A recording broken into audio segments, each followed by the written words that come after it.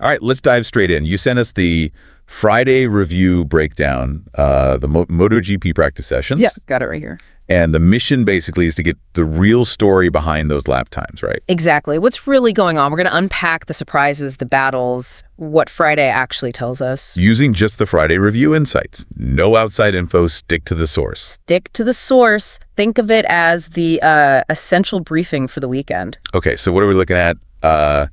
Morbidelli topping FP2. Bit of a shocker. Yeah, that was unexpected. Then the usual Bagnaia versus Marquez drama. Always. Valentino Rossi making an appearance in Qatar, calling it a vacation, apparently. We'll see about that. Jorge Martin's comeback, clearly looking tough. Yeah, that wrist injury sounds nasty. Plus, the rest of the grid, other riders, team stuff, and Ducati. Still dominating. Still Ducati. Okay, let's start with Morbidelli. FP2 flyer. Fastest time. Yeah, the Friday review guys flagged he used a new soft rear right at the end. While Pecco and Mark were on mediums. Exactly. But the review also hinted, the underlying feeling was still with Bagnaia and Marquez. Better sensations. Right.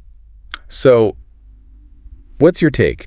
Is Morbidelli's time real pace or just like a tire strategy thing? What does it mean for his weekend? Well, it's tactically interesting, isn't it? Slapping on a new soft at the end. Classic move. Gets your name up top. Exactly. Grabs headlines, maybe a psychological boost. But, like the Friday review noted, Pecco and Mark on mediums, that suggests better baseline race pace. Right. The medium is the race tire, usually. Yeah.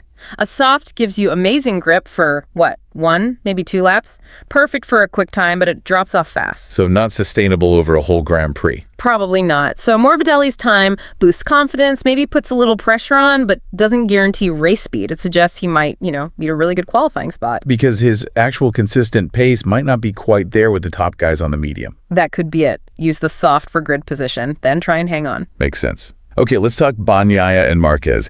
The main event, really. The rivalry continues. The Friday review crew pointed out Pecco seemed really set on being ahead of Mark.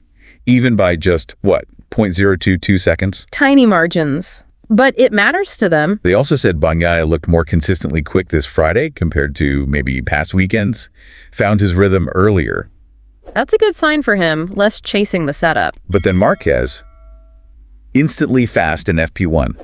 His best 3 laps were quicker than Pecco's second best. Oof, that's pure speed right out of the box. And the experts mentioned he wasn't even using the 2025 aero parts. Which tells you a lot. He's confident. He feels he can get the time from his riding, from the bike as it is. Doesn't need the new bits yet. Confidence. Or maybe just sticking with what he knows for now. Could be both. Why add variables if you're already feeling good? It speaks volumes about his comfort level on that Ducati. What about this trance idea? The review mentioned it, like how he felt in Austin just before he crashed. Comfortable. Almost too comfortable. Yeah, that's the double-edged sword, isn't it? When a rider is in that zone, that flow state, they're incredibly fast. Almost instinctive. Untouchable. Almost. Almost. But Austin was a warning, right? That fine line between supreme confidence and pushing just slightly too hard. So who has the edge right now, based on Friday? Tough call. Marquez has the raw, immediate speed. But Bagnaia's consistency looked improved. Maybe Pecco has the edge for the long race. Managing tires, keeping the rhythm. It's super close. Okay, fascinating stuff. Let's pivot to the Rossi situation. The doctor in Qatar. Yeah, the vacation. Played down, but the Friday review wasn't buying it. Team Gear, VR46 sponsoring Inter Milan. That looks like business. Doesn't scream holiday, does it? And they mentioned someone was tipped off after Austin that Rossi would be there, but to keep it quiet. Intriguing. Adds to the sense that something's up. The main theory, Pedro Acosta.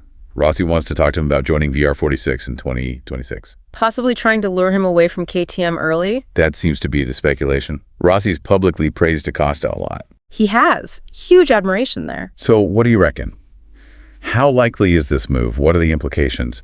The review stressed Rossi wanting a face-to-face meeting, not just talking to Acosta's manager. That face-to-face thing is key. It's Rossi, the legend, making a personal pitch. In today's world of agents and managers, that direct approach from someone like him, that carry a huge weight. More impact than a phone call from my manager. Absolutely. And the fact it was meant to be low-key suggests it's serious, and KTM would obviously be very concerned about losing a talent like Acosta. But breaking a KTM contract, that's not easy, surely. Not at all. It'd be complex, legally, financially. A massive decision for Acosta. But the whole of Rossi's team, the mentorship, the whole VR46 structure, it's gotta be incredibly tempting. And if it happened, big waves. Huge. Instantly boosts VR46's future prospects. But it could also, create some uncertainty for their current riders like Morbidelli. Where does that leave them? Yeah, lots of moving parts, a proper chess game behind the scenes. And Rossi's making a big move. Okay, let's switch focus again. A rider having a much tougher time. Jorge Martin. Yeah, his return from that wrist injury. Yeah, it looks like a real struggle. The medical expert quoted in the review 3 scaphoid fractures. Pain potentially lasting a year? That sounds awful for a rider. It's one of the worst injuries for bikers. That wrist control is everything. And a year, that's a long recovery. The Friday review take was basically that he's not really competing right now. Like a 2026 preseason for him, happening now. Just getting laps in. That sounds about right. He needs time to rebuild strength, confidence, feeling. Can't expect him to be fighting at the front immediately. They even noticed his body language keeping the glove on, then whipping it off quickly. Suggests discomfort. Definitely. Little signs like that often tell you more than the lap times. He's probably managing significant pain or limitation. And the mileage deficit compared to everyone else just makes it harder to catch up. Exactly. Every lap counts for finding rhythm and setup, and he's way behind on track time. It's a long road back for him, unfortunately. Okay, let's broaden out other riders. Teen stuff, the Friday review picked up on. Quartararo, P6, and FP2. Yeah, a bit of a surprise flash of speed there. But it led to some frustration, apparently, because of the inconsistency. Miller, on the other Yamaha, has sometimes been faster this year. Which shouldn't really happen, given Quartararo's talent. It shows Yamaha still has work to do on consistency. The potential is there, but patchy. What about Costa? Made Q2, but the prediction was he won't repeat last year's heroics. Yeah, the feeling is KTM might be focusing development in areas that aren't the main issue. That Vinales anecdote about wanting a cable throttle instead of electronic? Yeah. That was weird. Very telling. Suggests maybe some internal disconnect or disagreement on the development path within KTM GA's Gas Aprilia group, potentially. If a rider feels the tech is hindering, not helping. Yeah, not ideal. Zarco, straight to Q2 on the Honda. That's pretty good for them. Definitely a positive step for Honda. Shows they are making progress, finding improvements. Good for Zarco, too. And Eldegor showing progress. Better feeling on the bike. Good to see him adapting, finding his feet in the premier class. Promising signs. So yeah, a real mixed bag across the grid. Ups and downs everywhere. Absolutely. It's super competitive. Small things make a big difference. And looming over it all, Ducati. Always Ducati. Miller's story about the 24/7 3D printer behind their truck. Wow. That just sums up their advantage, doesn't it? Rapid innovation, constant development. They can design, print, test parts almost instantly. A massive edge compared to, well, everyone else, it seems. Huge.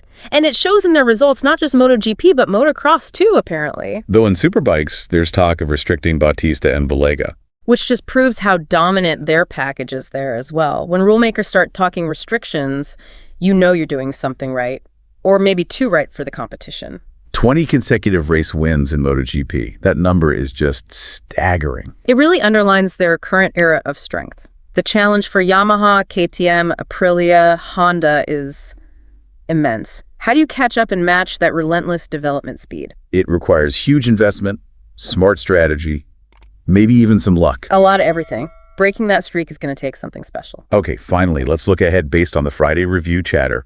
Q1 predictions, race expectations. Yeah, lots of talk about who might sneak through Q1, but the main focus was the potential Bagnaia versus Marquez race battle. Seems inevitable, doesn't it? But who comes out on top? Differing views there. Some thought Bagnaia has more room to improve the setup. Others felt Marquez just has that extra edge, especially his ability to be fast, even when a track isn't theoretically his best. Like Qatar, where Bagnaia only has 1 win, despite it being Ducati territory. Exactly. That adds another layer. Can Pecco deliver consistently here against this version of Marquez? And that bold prediction from someone in the review, Bagnaia won't overtake Marquez in a race all year. Wow, Huh? that's a hot take. Very provocative. Shows how highly Marquez is rated in race conditions, especially when he gets out front. Definitely sets the stage for a potentially epic race. Qualifying will be crucial, but Sunday, yeah, likely a head-to-head between those two. So there we have it. Wrapping up our deep dive into the Friday review this weekend. Absolutely stacked with storylines. For sure, Morbidelli's pace is a wild card. Add some spice. But the core tension is Bagnaia versus Marquez. Yeah. That's the headline act. Keep an eye on Rossi and Acosta, too. That could have huge future implications. Definitely. And Martin. It's going to be a slow, patient recovery.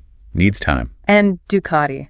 Their innovation just keeps pushing the benchmark higher and higher for everyone else. Which leaves us asking you, the listener, what's your take on Morbidelli's FP2 time? Real deal or flash in the pan? And Rossi's mission think he can actually pull Acosta away from KTM for 2026. How long before we see the real Jorge Martin back challenging at the front? A few races. Next season. And the million-dollar question, can anyone actually break Ducati's winning streak this weekend or anytime soon? And one last thing to chew on as you watch the racing unfold. Think about the mental game. Oh yeah, it's huge in MotoGP. Marquez's confidence, almost tangible.